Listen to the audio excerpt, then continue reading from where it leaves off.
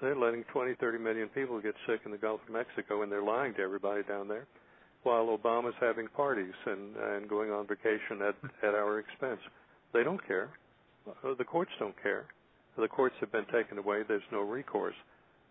We can talk about this until the cows come home, my grandmother used to say, but nothing is going to happen. We can talk and talk and talk and talk, and it's going to take something more to begin to save the American people.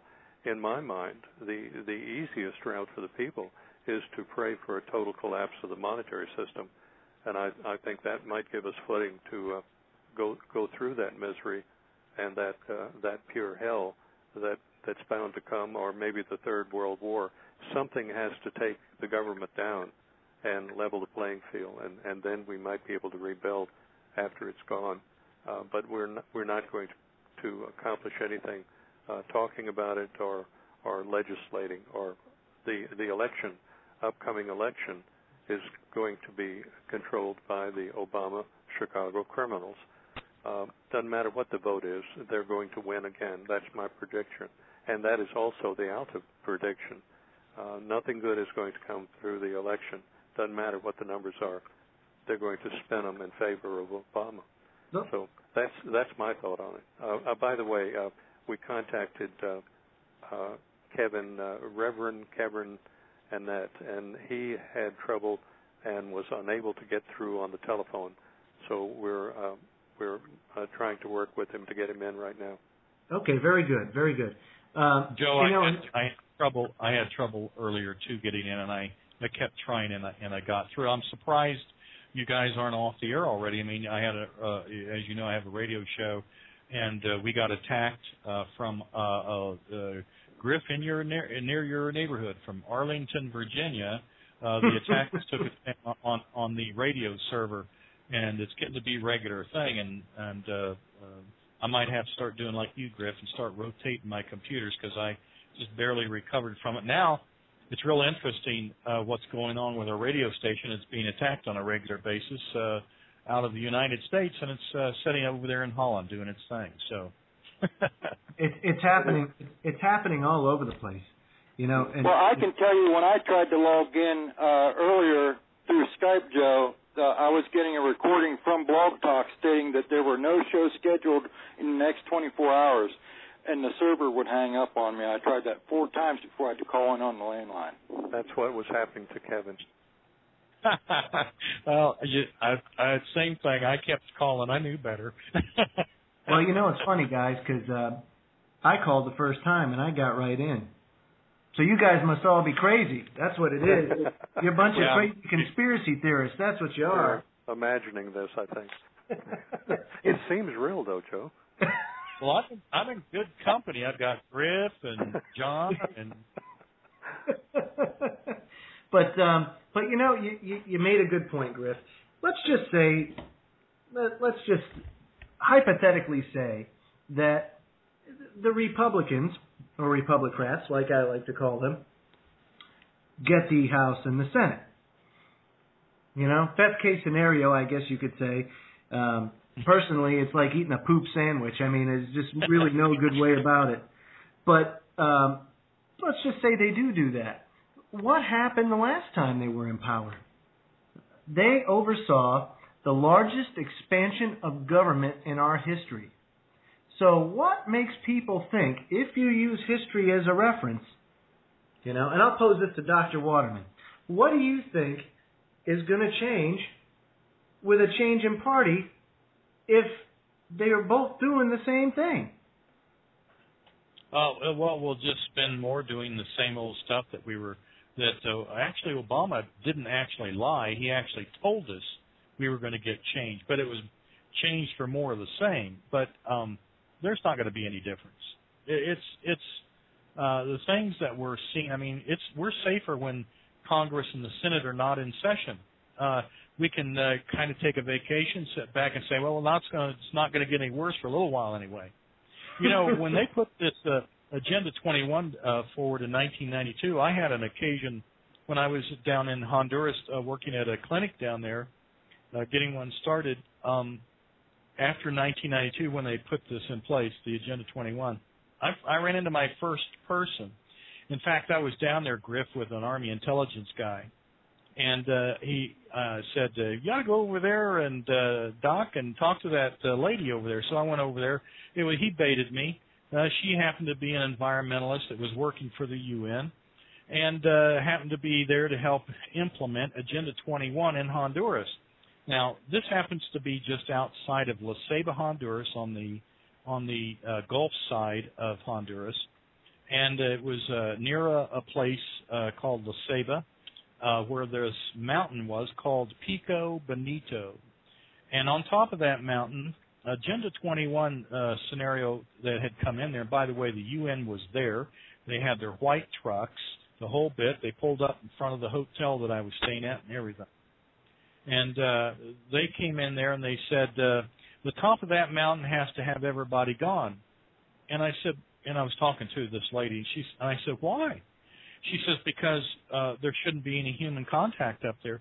I said, well, you know, there are indigenous people that have lived up there for, like, centuries.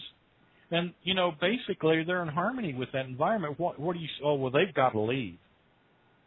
So that's the kind of mentality, and it's beginning to, it directs the agenda that we're seeing that's coming to us. And all that's going to happen when Republicans come in is they're not going to rewrite this. They're not going to change the agenda.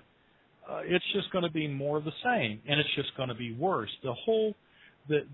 Every breath and every day that we have is an opportunity for us to get prepared and do exactly what Griff says. Focus on family and yourself and get prepared, because this agenda is moving forward as fast as it can. It most certainly is. It most certainly is. Now, guys, I'm going to go to commercial break, and during that commercial break, I'm going to try and get Reverend Annette into to the conversation, because the technical difficulties aside, he would be a great resource on this Agenda 21. So when we come back, we will talk with Reverend Annette, if I can get him in. So everybody sit tight, stay tuned, get a cup of coffee, do what you got to do. We'll be right back.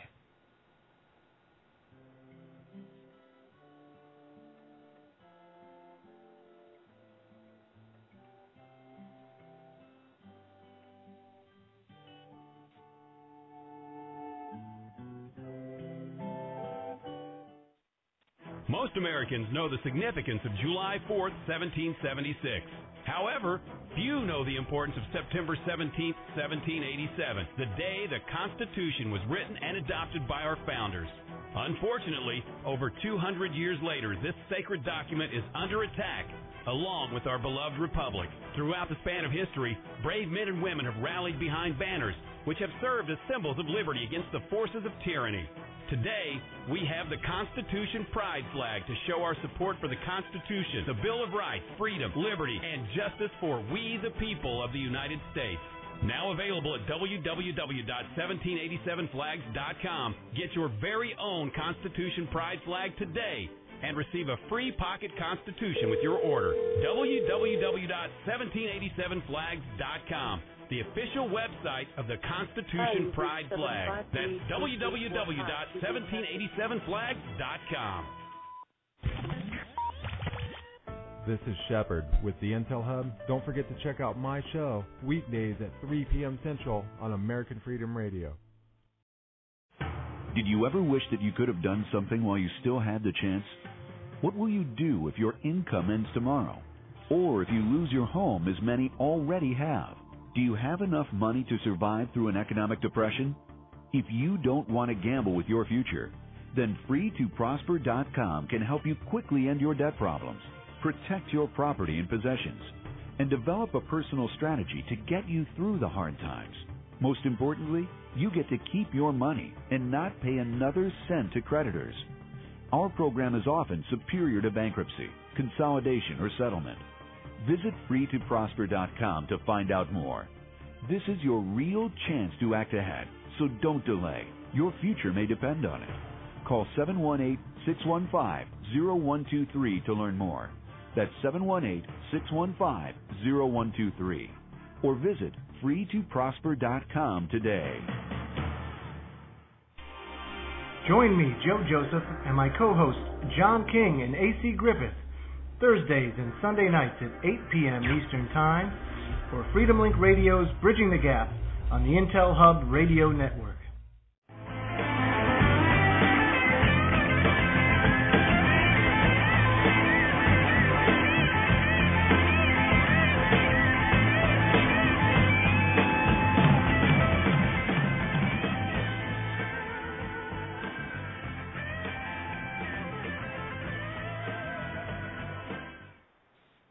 All right, and welcome back to Freedomlink Radio on the Intel Radio Hub Network.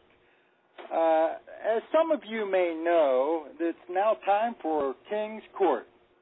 You know, tomorrow is 9/11, the anniversary of the attacks on the World Trade Center buildings in New York City.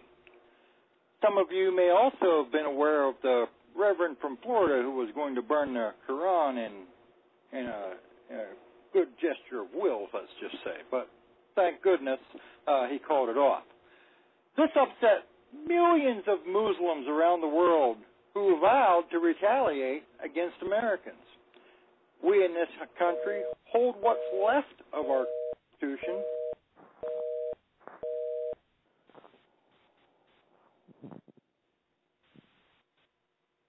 in high regard, almost a holy place, as if it were given to our founding fathers from heaven above, much like the Ten Commandments were given to Moses upon Mount Sinai. One of those so-called commandments of humanity is the right to free speech. This is spoken or unspoken. Irregardless of whether it is good or bad, it is protected under the U.S. Constitution. Just as John F. Kennedy said that secret societies are repugnant in a free society, so goes the oppression of free speech. We, the Americans, are a proud people. We hold our free and open society as a model to others in the world and are keen to think of ourselves as world leaders in the humanities department. But we must have ourselves, or we have given ourselves the right to say what we want when we want. But we should also give ourselves a little bit of common sense. I personally have received a ticket warning from a Virginia state trooper for saying the F word too loud in public. Although I should have used more common sense and discernment at the time, the police officer did indeed enforce an unconstitutional law regulating free speech, good or bad. If you don't believe me about this profanity in public rules, contact an attorney near you and ask. This goes out to the people that support the burning of the Koran, even though you think it's right or it is the right thing to do, especially since it's said to endanger the lives of Americans worldwide. Can you live with the fact that your actions caused the death of one person, let alone hundreds or thousands?